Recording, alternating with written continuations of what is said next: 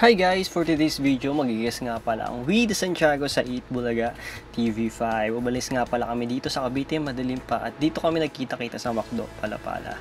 And unang dumating si Eli at ako, then si Renz. Tapos sabay na din nakarating si Thor at si Chatty. Ayun na nga, inabot na kami ng liwanag sa biyahe pa lang dahil sa traffic, dahil na din may mga ginagawang daan dito sa Cavite. And after 2 hours ng biyahe at paglalakad, nakarating na nga pala kami sa TV5.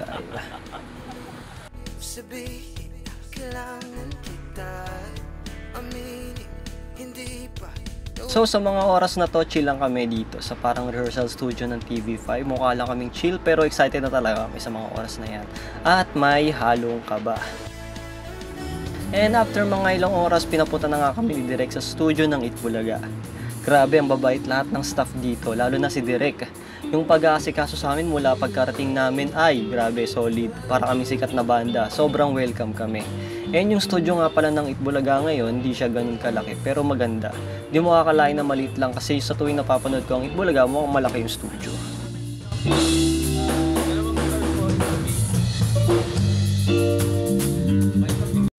And dito, inaayos na yung magiging placement namin para makita kung ano yung tsura at gagawin namin sa TV. At syempre, para salang na lang mamaya. At yun na nga, magsa-soundcheck na kami. Dito ako nakaramdam ng kaba sa mga oras na to. Excited na may halong kaba. Kasi ilang oras na lang, magsisimula na kami at e-air na kami. And nandito na nga pala kami sa dressing room para mag-ayos. Para syempre magiging pogi kami sa camera. Kahit alam namin na pogi kami. Charis!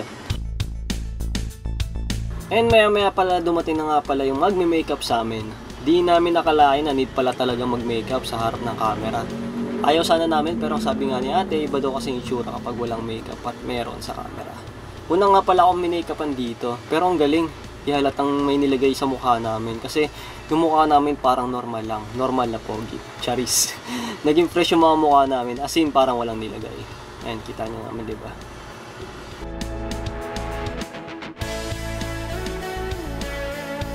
And yun, maya lang pinatawag na kami ni Direk para pumunta sa backstage para mag-ready kasi maya lang sasalang na kami.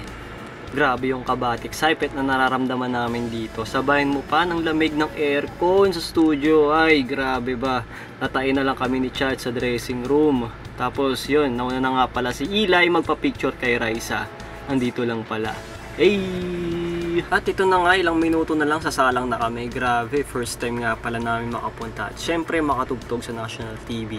Buong Pilipinas mapapanood kami kaya sobrang excited at kaba yung nararamdaman namin. At syempre nakaka face to face din namin yung mga host ng Eat Bulaga. Eat Bulaga na yan eh. And ito nga pala yung clips na tumugtog kami sa Eat Bulaga. Kung gusto nyo mapanood ang buong set namin, punta na lang kayo sa FB page ng TVJ or sa TV5. At sa mga oras na to, nawala na yung kaba ko habang tumutugtog during live. Siguro tulong na din ni Lord na mag-enjoy lang kami sa set namin. Iba talaga kasi kapag may lupit ka sa buhay mo. Hello, Dapper Cats! What's up? Grabe yung bati na yun. Sobrang touching. Grabe si Zayn Malik. Hindi ko Zayn Malik! Grabe, di pa rin ako makapaniwala. Nandito na kami sa Eat Bulaga. Parang dati lang nagbabasing lang kami at tumutugtog kung saan. Pero ngayon, nandito na kami. Kamusta naman ang pag-perform niyo dito sa EB Stage? First performance niyo daw to on live television. Wow. Masaya pero nakakanginig. Selfie nga nung masaya.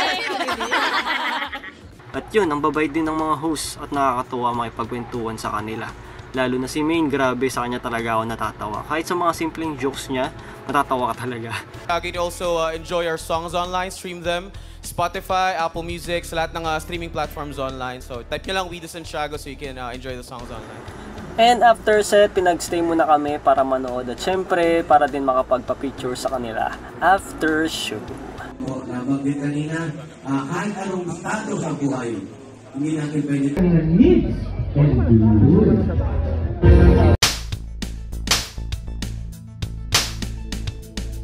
Go! Shout out po with the Santiago and friends. Steve Borasan and basta. Thank you. Thank you. At yun, umuwi na kami. Salamat sa lahat na nanonood live at sa lahat ng sumuporta sa WTS. Mahal namin kayo. See you soon, fam.